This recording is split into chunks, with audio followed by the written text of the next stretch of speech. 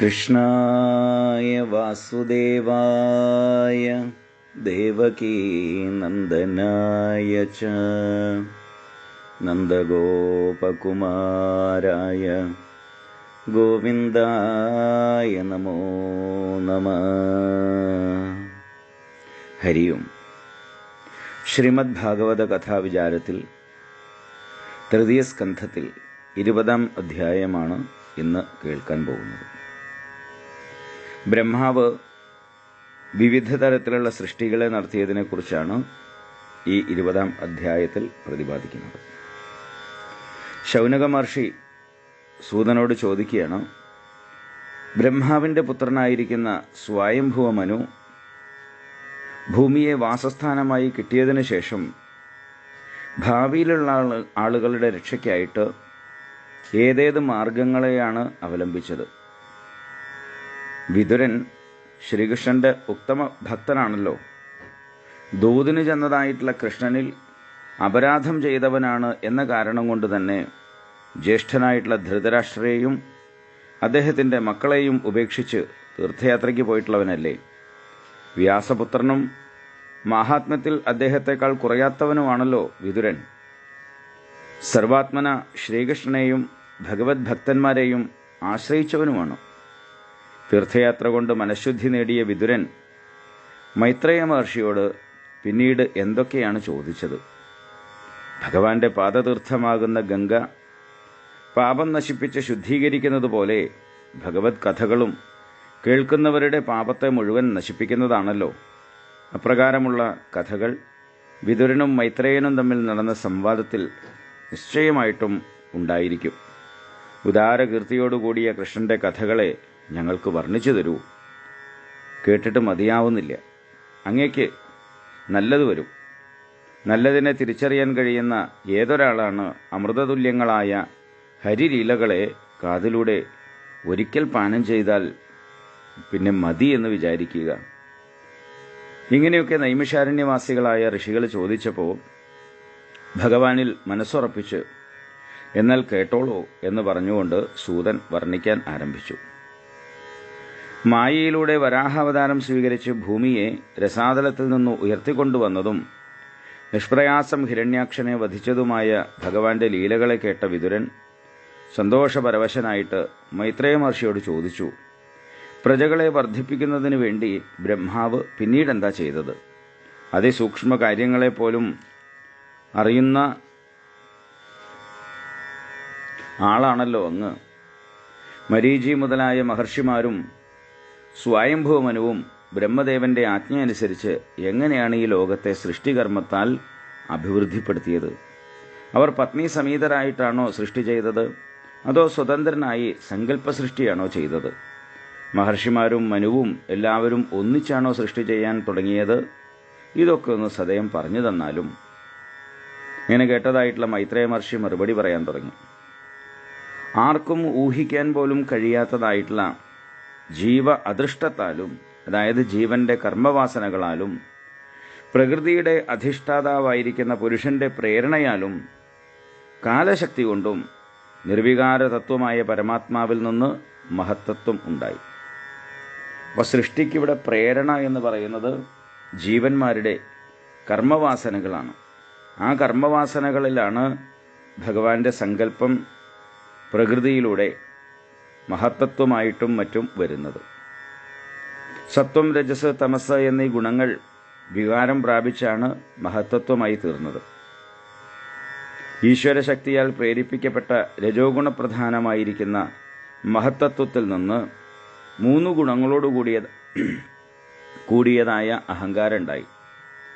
അഹങ്കാരത്തിൽ നിന്ന് ആകാശം, വായു, അഗ്നി, ജലം, ഭൂമി എന്നീ പഞ്ചഭൂതങ്ങളെയും ശബ്ദസ്പർശ രൂപരസഗന്ധങ്ങളെയും കാത്, ത്വക്ക്, കണ്ണ്, നാവ്, മൂക്ക് എന്നീ ജ്ഞാനേന്ദ്രിയങ്ങളെയും വാക്ക്, കയ്യ്, കാല്, പായു, ഉപസ്ഥം എന്നീ കർമ്മേന്ദ്രിയങ്ങളെയും സൃഷ്ടിച്ചു. അവ ഒറ്റയ്ക്ക് സൃഷ്ടി ചെയ്യാൻ പ്രാപ്തരായില്ല. പിന്നീട് സർവേശ്വരന്റെ ശക്തി അവയിൽ പ്രവേശിച്ചു. അപ്പോൾ തത്വങ്ങളെല്ലാം ഒന്നിച്ചു കൂടിച്ചേർന്ന് സ്വർണ്ണവർണ്ണത്തിലുള്ള ബ്രഹ്മാണ്ഡമായി തീർന്നു. ആ ബ്രഹ്മാണ്ഡം പ്രളയജലത്തിൽ 1000 സംവത്സരക്കാലം അചേതനമായി കിടന്നു. പിന്നീട് ഈശ്വരൻ അതിൽ പ്രവേശിച്ചു. ബ്രഹ്മാണ്ഡ സ്വരൂപിയായി പ്രളയജലത്തിൽ കിടന്ന ഭഗവാനെയാണ് ആദിനാരായണൻ എന്ന് പറയുന്നത്. ആ ഭഗവാന്റെ നാഭിയിൽ നിന്ന് അത്യന്തം ശോഭയോടുകൂടിയും എല്ലാ ജീവജാലങ്ങളുടെയും ബീജം ഉൾക്കൊണ്ടതുമായ ഒരു താമരപ്പൂവുണ്ടായി. അതിൽ നിന്ന് ബ്രഹ്മാവ് ആവിർഭവിച്ചു. ആ പ്രളയജലത്തിൽ ശയിച്ചിരുന്നതായ ആദിനാരായണന്റെ അനുഗ്രഹത്താൽ സൃഷ്ടി സാമർഥ്യം ലഭിച്ച ബ്രഹ്മദേവൻ കഴിഞ്ഞ കൽപ്പത്തിലേതുപോലെ തന്നെ ലോകത്തെയും ജീവജാലങ്ങളെയും സൃഷ്ടിച്ചു. ആദ്യമായിട്ട് ബ്രഹ്മാവ് തൻ്റെ നിഴലിൽ നിന്ന് താമിശ്രം, അന്ധതാമിശ്രം, മഹാമോഹം, മോഹം, തമസ് എന്നിങ്ങനെ 5 വിഭാഗങ്ങളോട് കൂടിയതായിട്ടുള്ള അവിദ്യയെയാണ് സൃഷ്ടിക്കുന്നത്.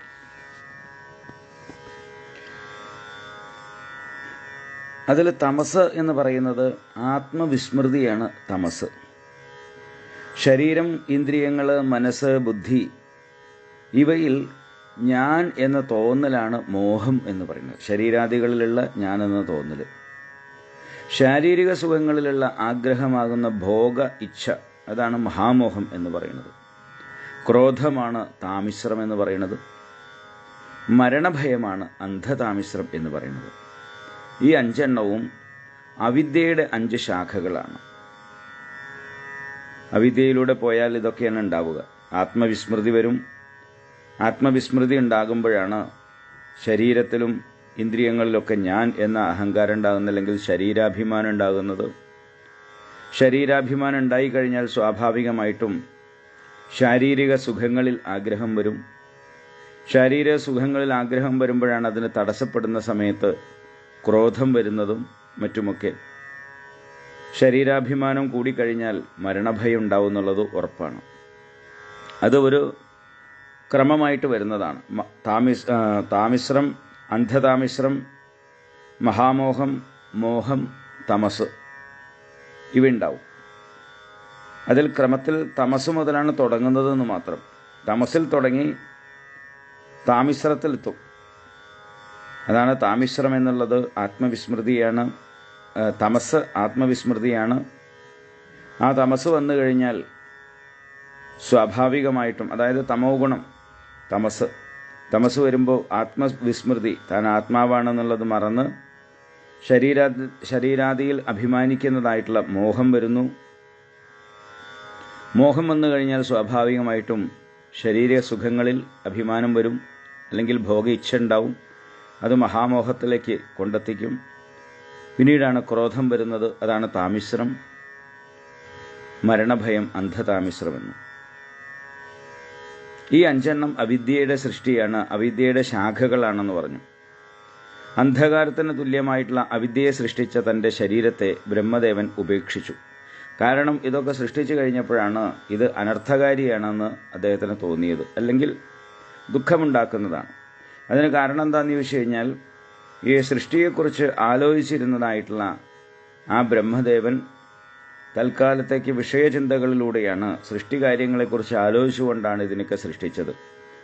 അല്ലാതെ തപസ് കൂടാതെയാണ്, അല്ലെങ്കിൽ തപസ്സില്ലാതെ സൃഷ്ടിച്ചതുകൊണ്ടാണ് ഈ അവിദ്യാദി കാര്യങ്ങൾ ഉണ്ടായത്. അപ്പോൾ അദ്ദേഹം തൻ്റെ ആ ശരീരം, അദ്ദേഹത്തിൻ്റെ ശരീരം ഉപേക്ഷിക്കാൻ സാധിക്കുന്നതാണ്. നമ്മുടെ ശരീരം പോലെയല്ല. സങ്കല്പ ശക്തിയുള്ള ആളായതുകൊണ്ട് അദ്ദേഹത്തിൻ്റെ അതിനെയൊക്കെ സൃഷ്ടിച്ചതായിട്ടുള്ള അവിദ്യാ കാര്യങ്ങളെ സൃഷ്ടിച്ചതായിട്ടുള്ള ശരീരം ഉപേക്ഷിച്ചു. ആ ശരീരം വിശപ്പ്, ദാഹം ഇതിനൊക്കെ കാരണമായിട്ടുള്ള രാത്രിയായി തീർന്നു. രാത്രിയെ യക്ഷന്മാരും രാക്ഷസന്മാരും ഒക്കെ സ്വീകരിച്ചു. വിശപ്പ് കൊണ്ടും ദാഹം കൊണ്ടുമൊക്കെ പരവശരായിട്ടുള്ള യക്ഷന്മാരും രാക്ഷസന്മാരും ബ്രഹ്മദേവനെ പിടിച്ചു തിന്നാൻ വേണ്ടി പാഞ്ഞു ചെല്ലുകയാണ്. നല്ല വിശപ്പ് വന്നു കഴിഞ്ഞാൽ കിട്ടുന്നത് കഴിക്കാനുള്ളതായ ഒരാഗ്രഹം ഉണ്ടാവുമല്ലോ. അപ്പോൾ തൻ്റെ നേരെ തന്നെ കഴിക്കാൻ വേണ്ടിയിട്ട് വരുന്നതായിട്ടുള്ള അവരോട്, നിങ്ങളൊക്കെ എൻ്റെ പ്രജകളല്ലേ, എന്നെ തിന്നരുത്, നിങ്ങളിൽ മാ രക്ഷത, അതായത് അവനെ വെറുതെ വിടരുത്, രക്ഷിക്കരുത് എന്ന് പറഞ്ഞിട്ടുള്ള ആളുകൾ അവർ രാക്ഷസന്മാരും, ജക്ഷത അവനെ പിടിച്ചു തിന്നു എന്ന് പറയുന്നത് യക്ഷന്മാരുമായി തീരും എന്ന് ബ്രഹ്മദേവൻ പറയുകയാണ്. സത്വഗുണം കൊണ്ട് പ്രകാശിക്കുന്നതായ ആ ബ്രഹ്മദേവൻ, അല്ലെങ്കിൽ സത്വഗുണത്താൽ പ്രകാശിക്കുന്നതായിട്ടുള്ള ബ്രഹ്മാവ് പിന്നീട് ദേവന്മാരെ സൃഷ്ടിച്ചു. ബ്രഹ്മാവ് ഉപേക്ഷിച്ച പകലാകുന്ന ശരീരത്തെ അവർ സ്വീകരിച്ചു. രാത്രിയെ രാക്ഷസന്മാരും അതുപോലെ യക്ഷന്മാരും സ്വീകരിച്ചെങ്കിൽ പകലാകുന്ന ശരീരത്തെ ഈ ദേവന്മാരാണ് സ്വീകരിക്കുന്നത്. ബ്രഹ്മാവ് തൻ്റെ ജഘനത്തിൽ നിന്ന് അസുരന്മാരെ സൃഷ്ടിച്ചു. അവർ കാമാന്ധരായിട്ട് ബ്രഹ്മദേവൻ്റെ നേരെ പാഞ്ഞു ചെല്ലുകയാണ്. അപ്പോൾ അസുരന്മാർക്ക് കാമവികാരങ്ങളൊക്കെ കൂടുതലാണ്. ലജ്ജയില്ലാത്തവരായിട്ട് തന്നെ സമീപിക്കുന്ന അസുരന്മാരെ കണ്ട് ബ്രഹ്മദേവൻ ആദ്യം ചിരിയും പിന്നീട് ക്രോധവും വരികയാണ്. പിന്നീട് ഭയവും വരികയുണ്ടായി. ബ്രഹ്മാവ് തന്നെ ഇങ്ങനെ ആക്രമിക്കാൻ വരുന്നതായിട്ടുള്ള അവരെ കണ്ട് ഭയപ്പെട്ടു. അവസാനം വിഷ്ണു ഭഗവാനെ ശരണം പ്രാപിക്കുകയാണ്. പരമാത്മാവായിട്ടുള്ള ഭഗവാനെ, എന്നെ രക്ഷിക്കണേ. അവിടുത്തെ പ്രേരണ കൊണ്ടാണ് ഞാൻ പ്രജാസൃഷ്ടി ചെയ്തത്. ഞാൻ സൃഷ്ടിച്ച പാപികളായ ഈ അസുരന്മാർ എന്നെ ഭോഗിക്കുന്നതിന് വേണ്ടി പാഞ്ഞു വരുന്നു എന്നിങ്ങനെ ഭഗവാനോട് അപേക്ഷിക്കുകയാണ്. അപ്പോഴാണ് ഭഗവാൻ പറയുന്നത്, അസുരന്മാരെ സൃഷ്ടിച്ചതായിട്ടുള്ള ആ ശരീരത്തെ ഉപേക്ഷിക്കാൻ വേണ്ടിയിട്ട് ബ്രഹ്മദേവൻ ആ ശരീരവും ഉപേക്ഷിച്ചു. അത് സന്ധ്യയായി തീർന്നു.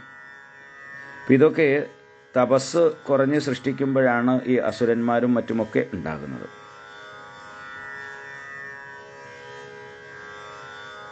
ഈ സന്ധ്യ ആയി തീർന്നതോടു കൂടിയിട്ട് അദ്ദേഹം ഉപേക്ഷിച്ചതായ ശരീരം സന്ധ്യയായിട്ട് മാറിയെന്ന് പറഞ്ഞുവല്ലോ. അതിമനോഹരിയായിട്ടുള്ള ഒരു സ്ത്രീയായിട്ടാണ് സന്ധ്യ അസുരന്മാർക്ക് കാണപ്പെട്ടത്. അസുരന്മാർ സന്ധ്യയുടെ സൗന്ദര്യത്തിൽ മയങ്ങി പരസ്പരം പറയാൻ തുടങ്ങി, നോക്കൂ എന്തൊരു സൗന്ദര്യമാണ്, ഇവളുടെ യൗവനപ്രായവും ധൈര്യമൊക്കെ കണ്ടില്ലേ എന്നൊക്കെ പറഞ്ഞ് അവർ സന്ധ്യയെ സമീപിക്കുകയാണ്. ഹേ സുന്ദരി, നീ ആരാണ്, ആരുടെ മകളാണ്, എന്താ ഇവിടെ ഇങ്ങനെ നിൽക്കുന്നത് എന്നൊക്കെ പറഞ്ഞ് ആ സന്ധ്യയെ സമീപിക്കുന്നു. അങ്ങനെ ഇവരുടെ ആ ഭാവവും ഒക്കെ കണ്ടിട്ട് ആ സന്ധ്യ അന്തർധാനം ചെയ്യുകയാണ്. സന്ധ്യ അന്തർധാനം ചെയ്യുക എന്ന് പറഞ്ഞു കഴിഞ്ഞാൽ ഇരുട്ടിലേക്ക് മാറി. പിന്നെ ഇപ്പോൾ സന്ധ്യയില്ലല്ലോ. അപ്പോൾ സന്ധ്യയെ കവി വർണ്ണിക്കുന്നതായിട്ടാണ് കാണിക്കുന്നത്. പിന്നീട് ബ്രഹ്മാവ് ഗന്ധർവന്മാരെയും അപ്സരസുകളെയും സൃഷ്ടിച്ചു.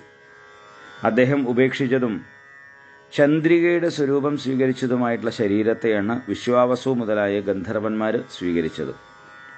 തൻ്റെ ആലസ്യത്തിൽ നിന്ന് പിന്നീട് ബ്രഹ്മാവ് ഭൂതങ്ങളെയും പിശാചുക്കളെയും സൃഷ്ടിച്ചു. തലമുടി അഴിച്ചിട്ട് നഗ്നരായി സഞ്ചരിക്കുന്ന അവരെ കണ്ട് നഗ്നരായിട്ട് സഞ്ചരിക്കുന്ന അവരെ കണ്ടൊക്കെ, അതായത് ഭൂതങ്ങളും പിശാചുക്കളും ഒക്കെ, അവരെ കണ്ട് ബ്രഹ്മാവ് കണ്ണുകളൊക്കെ ഇറുക്കി അടച്ചു. ജൃംഭണം എന്നു പേരുള്ള, അതായത് കോട്ടുവായ് എന്നു പേരുള്ള ആ ശരീരത്തെ ബ്രഹ്മാവ് ഉപേക്ഷിച്ചു. അതിനെ ഭൂതങ്ങളും പിശാചുക്കളും ഒക്കെ സ്വീകരിച്ചു. ബ്രഹ്മാവ് പിന്നീട് താൻ അതിബലവാനാണ് എന്ന് ഭാവന ചെയ്ത് അദൃശ്യരൂപത്തോടുകൂടി സാധ്യന്മാരെയും പിതൃക്കളെയൊക്കെ സൃഷ്ടിച്ചു. ബ്രഹ്മദേവൻ ഉപേക്ഷിച്ച അദൃശ്യ ശരീരത്തെ പിതൃക്കളും സാധ്യന്മാരും ഒക്കെ സ്വീകരിച്ചു. അങ്ങനെ അവരും അദൃശ്യ ശരീരികളായി. അതുകൊണ്ടാണ് പിതൃക്കൾ ശ്രാദ്ധത്തിലൂടെ ഹവ്യത്തെയും കവ്യത്തെയും ഒക്കെ സ്വീകരിക്കുന്നത്. ദേവന്മാർ ഹവ്യത്തെ സ്വീകരിക്കുന്നു, പിതൃക്കൾ കവ്യത്തെ സ്വീകരിക്കുന്നു. പിന്നീട് ബ്രഹ്മാവ് അന്തർധാന ശക്തി കൊണ്ട് സിദ്ധന്മാരെയും വിദ്യാധരന്മാരെയും ഒക്കെ സൃഷ്ടിച്ചു. ബ്രഹ്മാവിൻ്റെ സൃഷ്ടികളൊക്കെ സങ്കല്പ സൃഷ്ടിയാണ്. അന്തർധാനം എന്നു പേരുള്ളതായ ആ ശരീരത്തെ അവർക്ക് കൊടുത്തു. ബ്രഹ്മദേവൻ തൻ്റെ പ്രതിബിംബത്തിൽ നിന്ന് കിന്നരന്മാരെയും കിംപുരുഷന്മാരെയും സൃഷ്ടിച്ചു. ബ്രഹ്മാവ് ഉപേക്ഷിച്ച ആ ശരീരത്തെ അവർ സ്വീകരിച്ചു. അവർ പ്രഭാതകാലത്ത് ബ്രഹ്മദേവനെ സ്തുതിച്ചുകൊണ്ടിരിക്കുന്നു. സൃഷ്ടി വേണ്ടത്ര പുരോഗമിക്കാത്തത് കൊണ്ട് തന്നെ കോപത്തോടുകൂടി കിടന്നതായിട്ടുള്ള ബ്രഹ്മദേവൻ്റെ ശരീരത്തിൽ നിന്ന് സർപ്പങ്ങളും നാഗങ്ങളും ഉണ്ടായി. വേഗത്തിൽ സഞ്ചരിക്കുന്നവ സർപ്പങ്ങളും തടിച്ച കഴുത്തോട് അല്ലെങ്കിൽ ഭണങ്ങളോടുകൂടിയവ നാഗങ്ങളുമാണെന്നാണ് പറയുന്നത്. പിന്നീട് ബ്രഹ്മദേവൻ മനസ്സുകൊണ്ട് മനുക്കളെ സൃഷ്ടിച്ചു. അവർ ലോകത്തെ രക്ഷിക്കാൻ കഴിവുള്ളവരാണ്. ബ്രഹ്മാവ് തൻ്റെ ആ ശരീരം മനുക്കൾക്ക് കൊടുത്തു. ഇതിനു മുൻപ് സൃഷ്ടിക്കപ്പെട്ടവരൊക്കെ മനുസൃഷ്ടിയെക്കൊണ്ട് ബ്രഹ്മാവിനെ പ്രശംസിച്ചുകൊണ്ട് പറഞ്ഞു, ഇതിനു മുൻപായിട്ട് സൃഷ്ടിക്കപ്പെട്ടവരൊക്കെ ഇപ്പം മനുവിനെ സൃഷ്ടിച്ചത് കണ്ട് ബ്രഹ്മാവിനെ പ്രശംസിച്ച് പറയുകയാണ്, ലോകസൃഷ്ടാവേ, അങ്ങയുടെ ഈ സൃഷ്ടി വളരെ നന്നായിട്ടുണ്ട്. കാരണം മറ്റുള്ള ഭൂതങ്ങളും ബാക്കിയൊക്കെയാണല്ലോ സൃഷ്ടിച്ചത്. അപ്പം ഇങ്ങനെ മനുവിനെ സൃഷ്ടിച്ച് കണ്ടപ്പോഴാണ് നന്നായി എന്ന് പറഞ്ഞത്. സൃഷ്ടിയിലൂടെ കർമാനുഷ്ഠാനങ്ങൾ നിലനിർത്തപ്പെട്ടു കഴിഞ്ഞു. ഞങ്ങളൊക്കെ ഒന്നിച്ച് മനുവിൽ നിന്നുണ്ടാകുന്നതായുള്ള മനുഷ്യർ സമർപ്പിക്കുന്ന ഹവിർഭാഗത്തെ അനുഭവിച്ചു കൊള്ളാം. മനുവിൽ നിന്ന് സ്വയംഭൂവ മനുവിൻ്റെ കാര്യമാണ് ഈ പറയുന്നത്. മനുവിൽ നിന്ന് മനുഷ്യ പരമ്പര ഉണ്ടാകുന്നു. അപ്പോൾ അവർ സമർപ്പിക്കുന്നതായിട്ടുള്ള ഹവിർഭാഗത്തെ ഞങ്ങളൊക്കെ അനുഭവിച്ചോളാം. തപസ്, ഉപാസന, യോഗം, ഉറച്ചതായ സമാധി ഇവയോടുകൂടിയവനും വേദമന്ത്രങ്ങളുടെ ദ്രഷ്ടാവുമായിട്ടുള്ള ബ്രഹ്മദേവൻ തനിക്കിഷ്ടപ്പെട്ട ഋഷികളാകുന്ന പ്രജകളെയും സൃഷ്ടിച്ചു. ബ്രഹ്മാവ് ആ ഋഷിമാർക്ക് തൻ്റെ ശരീരത്തിൻ്റെ അംശങ്ങളാകുന്ന സമാധി, യോഗം, ഐശ്വര്യം, തപസ്, ഉപാസന, വൈരാഗ്യം ഇവയെ പ്രത്യേകമായിട്ട് കൊടുക്കുകയും ചെയ്തു. അതായത് ഋഷിമാർക്ക് അദ്ദേഹം തപസ്, ഉപാസന, സമാധി, യോഗം ഇവയൊക്കെ കൊടുത്തു എന്ന് പറഞ്ഞുകൊണ്ടാണ് ഈ 20ാമത്തെ അധ്യായം സമാപിക്കുന്നത്. ഇനി 21ാമത്തെ അധ്യായമാണ്.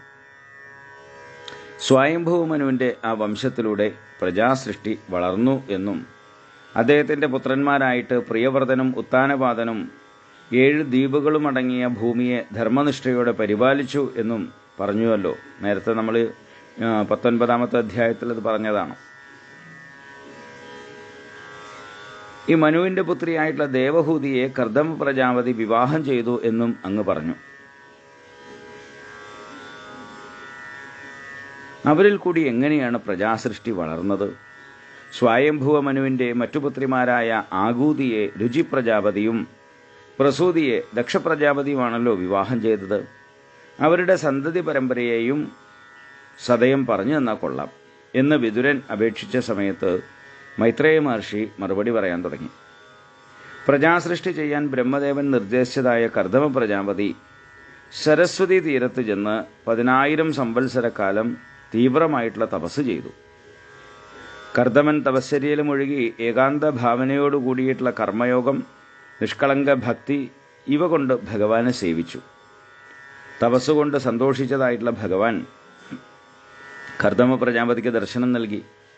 രജോ ഗുണത്തിൻ്റെ ബന്ധമില്ലാത്തവനും സൂര്യനെപ്പോലെ ശോഭിക്കുന്നവനും താമരമാല അണിഞ്ഞവനുമായിരുന്നു ആ ഭഗവാൻ. കറുത്ത് മിന്നുന്ന കുറുനിരകൾ നെറ്റിത്തടത്തിലേക്ക് പാറിപ്പറന്നിരുന്നു. നല്ല സുന്ദരമായിട്ടുള്ള മഞ്ഞപ്പെട്ടാണ് ഭഗവാൻ ഉടുത്തിരുന്നത്.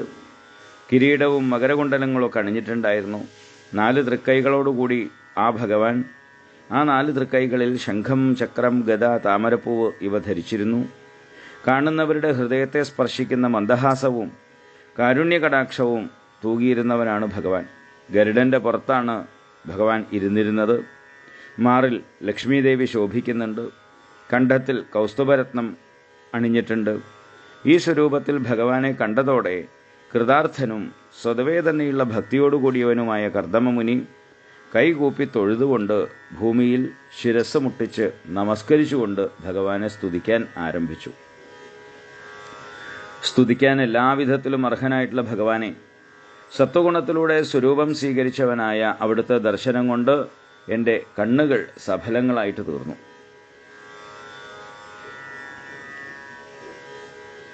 യോഗത്തിൽ നിഷ്ഠയോടുകൂടിയ യോഗികൾ പോലും അനേക ജന്മങ്ങളിലെ സാധനാനുഷ്ഠാനങ്ങൾ കൊണ്ടാണല്ലോ അങ്ങയുടെ ദർശനഭാഗ്യത്തിന് അർഹരായിത്തീരുന്നത്.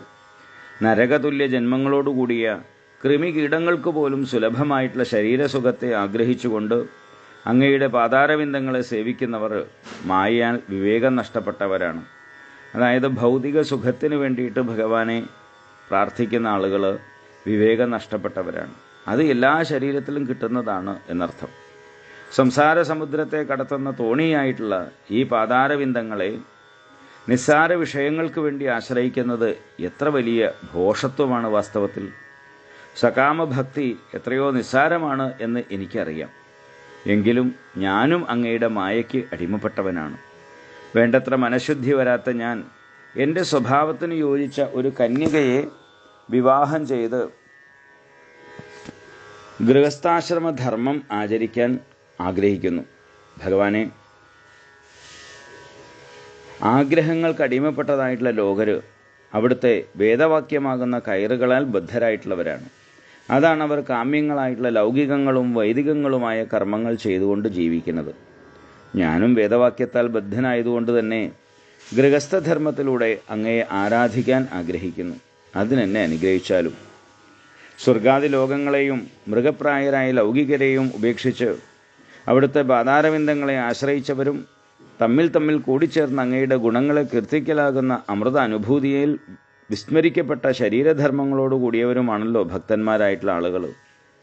എല്ലാത്തിനെയും ബാധിക്കുന്ന കാലചക്രം പോലും ആ അങ്ങയുടെ ഭക്തന്മാരെ ബാധിക്കില്ല. ശാശ്വത ബ്രഹ്മമാകുന്ന അച്ചതണ്ടിന്മേൽ ചുറ്റിക്കറങ്ങുന്നതും സംവത്സര സ്വരൂപവുമാണ് കാലചക്രം. അധിമാസം ഉൾപ്പെടെ 13 മാസങ്ങളാണ് കാലചക്രത്തിൻ്റെ അഴികൾ. ഇടയ്ക്ക് അധികമാസം എന്ന് പറഞ്ഞ് 13 മാസം ഉണ്ടാവാറുണ്ട്. ചാന്ദ്രമാസത്തിൽ അങ്ങനെ വരും. അങ്ങനെ സാധാരണ 12 മാസങ്ങളാണ് ഒരു വർഷത്തിലുള്ളതെങ്കിൽ കൂടി ചിലപ്പോൾ ഒരു അധിക മാസം എന്നുള്ളത് വരാറുണ്ട്. അപ്പോൾ അതുകൊണ്ടാണ് ഇവിടെ 13 മാസങ്ങളാണ് കാലചക്രത്തിൻ്റെ അഴികൾ എന്ന് പറയുന്നത്. 360 ദിവസങ്ങളാണ് കാലചക്രത്തിൻ്റെ ഏപ്പുകളായിട്ട് വരുന്നത്. 6 ഋതുക്കളാണ് ആ ചുറ്റുവട്ടകൾ. ലവം, നിമിഷം തുടങ്ങിയതായിട്ടുള്ള കാലത്തിൻ്റെ ഘടകങ്ങളാണ് അതിൻ്റെ പറ്റുകളായിട്ടുള്ളത്. 3 ചാതുർമാസ്യങ്ങളാണ് ഈ ചക്രത്തിൻ്റെ കുംഭക്കട്ടകൾ. അതിവേഗതയാർന്നതും ഈ പ്രപഞ്ചത്തെ പ്രവർത്തിപ്പിക്കുന്നതുമാണ് കാലചക്രം. ഭഗവാനെ ആശ്രയിച്ചാൽ പിന്നീട് ശരീരാഭിമാനം ഇല്ലാതായിത്തീരും. അങ്ങനെ ആശ്രയിച്ചതായിട്ടുള്ള ഭക്തന് പിന്നീട് കാലചക്രത്തിൽ നിന്ന് ഭയം ഉണ്ടാവുന്നുമില്ല. അതാണിവിടെ ഭഗവാൻ പറയുന്നത്. ഈ കാലത്തോടുകൂടി പറയണു 13 മാസങ്ങളാകുന്ന ആരങ്ങളും 360 ദിവസങ്ങളാകുന്ന പർവ്വങ്ങളും 6 ഋതുക്കളാകുന്ന നേമികളും ആയിട്ടുള്ള കാലചക്രം അങ്ങനെയുള്ള ഭക്തന്മാരെ കീഴ്പ്പെടുത്തുന്നില്ല. അവർ കാലത്തിന് അതീതരായിത്തീരുന്നു. അവർക്ക് സംസാരത്തിൻ്റെ അല്ലെങ്കിൽ കാലത്തിൻ്റെ ഭയം ഉണ്ടാവുന്നില്ല. ഭഗവാനെ, അങ്ങ് സ്വതവേ ഏകനാണെങ്കിലും ലോകസൃഷ്ടിക്ക് വേണ്ടിയിട്ട് തന്നിൽ തന്നെയുള്ള യോഗമായ കൊണ്ട് തൻ്റെ ശക്തികളായിട്ടുള്ള 3 ഗുണങ്ങളാൽ 8 കാലി വലയെ എന്നതുപോലെ ഈ ലോകത്തെ സൃഷ്ടിക്കുന്നു, രക്ഷിക്കുകയും ചെയ്യുന്നു. അവസാനം തന്നിൽ തന്നെ ലയിപ്പിക്കുന്നു. സർവനിയന്താവായിരിക്കുന്ന ഹേ ഭഗവാനെ, ഭക്തന്മാർക്ക് ഭൗതിക സുഖങ്ങളെ തരുന്നത് അങ്ങേക്ക് ഇഷ്ടമായിട്ടല്ല, മോക്ഷാനുഭൂതിയെ നൽകാൻ വേണ്ടിയാണ് അവിടത്തേക്ക് താല്പര്യം. എന്നാലും അങ്ങ് തരുന്നതായിട്ടുള്ള അനുഗ്രഹങ്ങൾ ഞങ്ങൾക്ക് ശ്രേയസ്കരങ്ങളായിട്ട് തീരണം.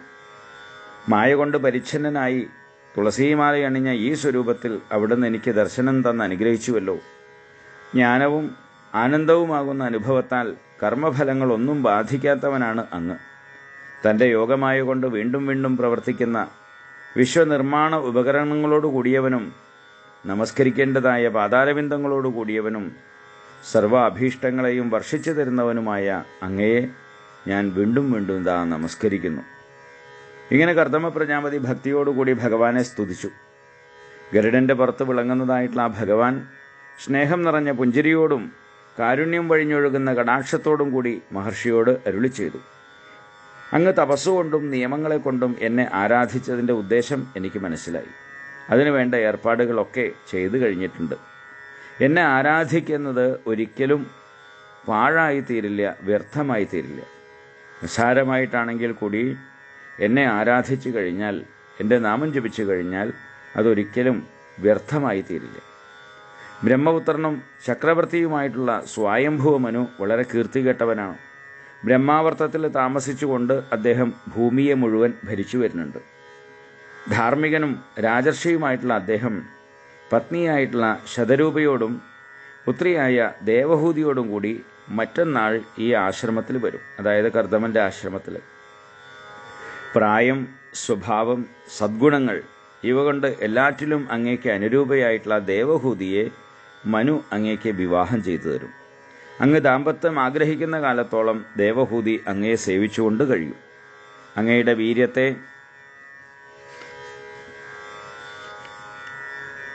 ധരിക്കുന്നതായ അവൾ 9 പെൺകുട്ടികൾക്ക് ജന്മം നൽകും. ആ പുത്രികളിൽ സന്തതി ഉൽപാദനം ചെയ്ത് ഋഷികൾ ലോകത്തിൽ സൃഷ്ടി വളർത്തും. അങ്ങ് സകല കർമ്മങ്ങളും എന്നിൽ സമർപ്പിച്ചുകൊണ്ട് പരമസാത്വികനായി തീർന്ന് മുക്തനാകും.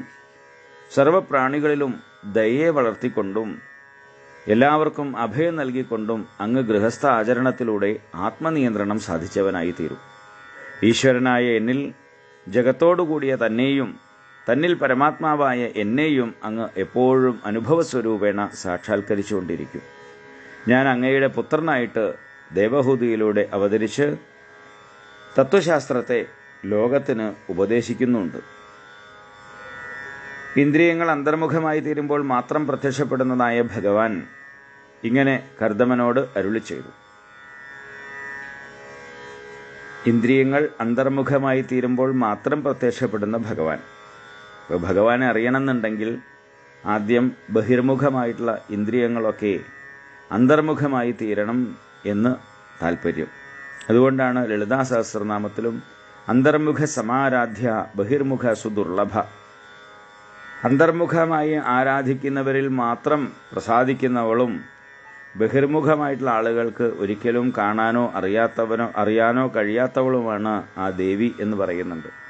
അതുതന്നെയാണ് ഇവിടെ പറയുന്നത്.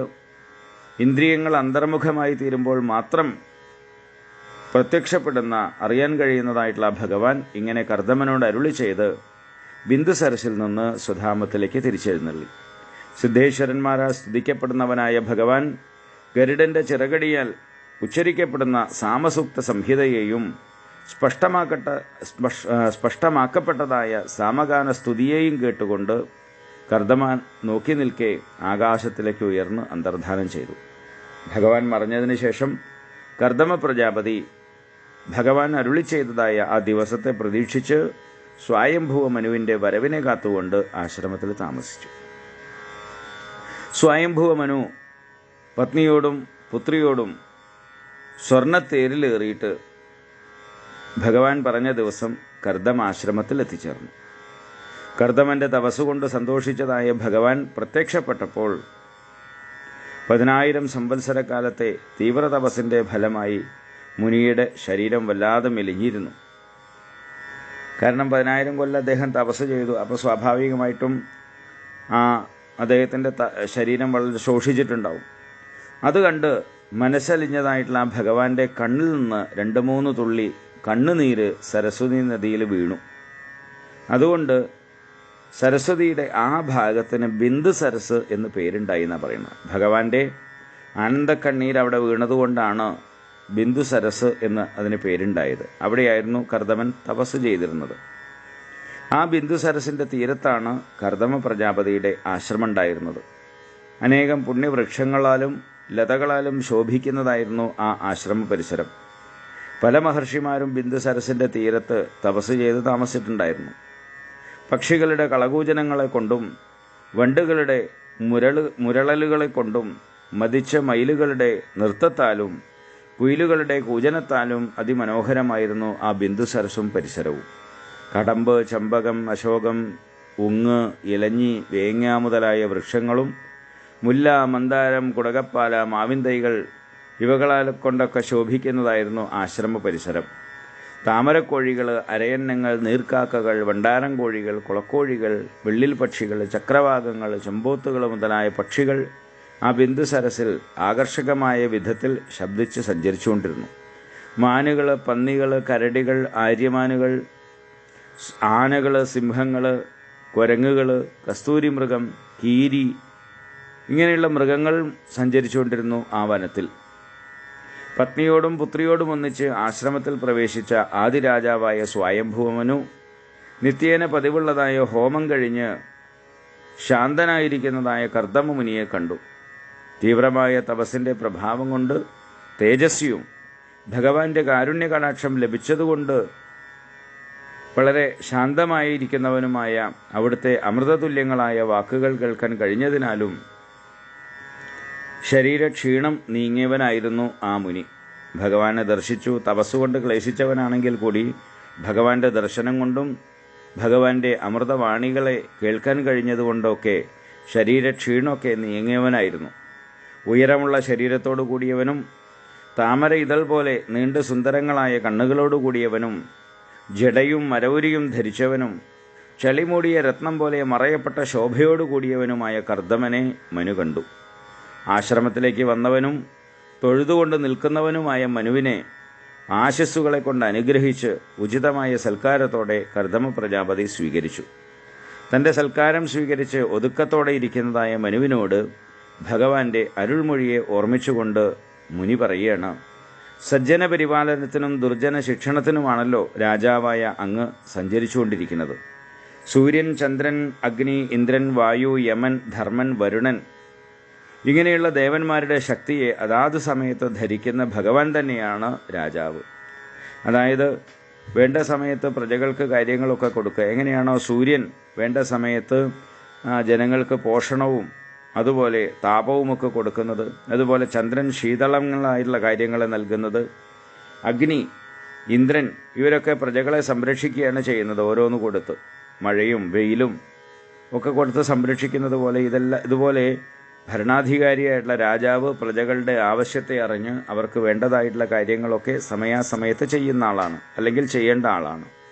അതുകൊണ്ടാണ് പറഞ്ഞത് അവരുടെയൊക്കെ ധർമ്മത്തെ അല്ലെങ്കിൽ ശക്തിയെ സ്വീകരിച്ച് അതാത് സമയത്ത് പ്രവർത്തിക്കുന്ന ഭഗവാൻ തന്നെയാണ് അങ്ങ്. അങ്ങനെയുള്ള അങ്ങേക്ക് നമസ്കാരം. സ്വർണ്ണരഥത്തിലേറി ചെറു ഞാണലി മുഴക്കുന്ന വലിയ വില്ലും ധരിച്ച് രഥശബ്ദം കൊണ്ട് അധർമ്മികളെ ഭയപ്പെടുത്തിക്കൊണ്ടും സൈന്യങ്ങളുടെ കാൽച്ചവിട്ടുകൊണ്ട് ഭൂമിയെ കുലുക്കിക്കൊണ്ടും സൂര്യൻ ഇരുട്ടിനെ അകറ്റുന്നത് പോലെ അധർമ്മത്തെ നശിപ്പിച്ചുകൊണ്ടും അങ്ങ് ഇടയ്ക്കിടയ്ക്ക് ഇങ്ങനെ സഞ്ചരിക്കാതിരുന്നു കഴിഞ്ഞാൽ വർണ്ണാശ്രമധർമ്മങ്ങളെയൊക്കെ കള്ളന്മാർ നശിപ്പിക്കും. രാജാവ് ഉദാസീനനായിരുന്നാൽ വിഷയാസക്തരും നിയന്ത്രണം വിട്ടവരുമായ ജനങ്ങൾ മൂലം ലോകത്ത് അധർമ്മം വർദ്ധിക്കും. ഇപ്പോൾ രാജാവിൻ്റെ അല്ലെങ്കിൽ ഭരണാധികാരിയുടെ കർത്തവ്യമാണ് പ്രജകളെയൊക്കെ നിയന്ത്രിച്ച് നിർത്തുക, അവരെ അവരുടെ വർണ്ണാശ്രമ ധർമ്മങ്ങളെയൊക്കെ അനുഷ്ഠിപ്പിച്ചുകൊണ്ട് നിർത്തുക എന്നുള്ളത്. അതിൽ രാജാവ് ഉദാസീനനായി കഴിഞ്ഞാൽ വിഷയാസക്തരും നിയന്ത്രണമില്ലാത്തവരുമായ ജനങ്ങൾ മൂലം ലോകത്ത് അധർമ്മം വർദ്ധിക്കും. അതിനാൽ അങ്ങയുടെ ആഗമനം ധർമ്മപരിപാലനത്തിനാണ് എന്നെനിക്കറിയാം. അങ്ങനെയാണെങ്കിലും അങ്ങ് ഇപ്പോൾ ഇവിടേക്ക് വന്നത് എന്തെങ്കിലും പ്രത്യേക ആവശ്യം പ്രമാണിച്ചാണോ? എന്നാൽ പറയൂ, എന്നാൽ കഴിയുന്നത് ഞാൻ സാധിപ്പിച്ചു തരാം എന്ന് കർദമ പ്രജാപതി പറയുന്നിടത്ത് ഈ 21-ാം അധ്യായം സമാപിക്കുകയാണ്. പിന്നീടാണ് കർദമനും സ്വയംഭൂവമനും തമ്മിലുള്ള സംവാദം, കർദമനും ദേവഹൂതി വിവാഹമൊക്കെ വരുന്നത്. അത് നമുക്ക് തുടർ ക്ലാസ്സുകളിൽ കേൾക്കാം. ഹരി ഓം.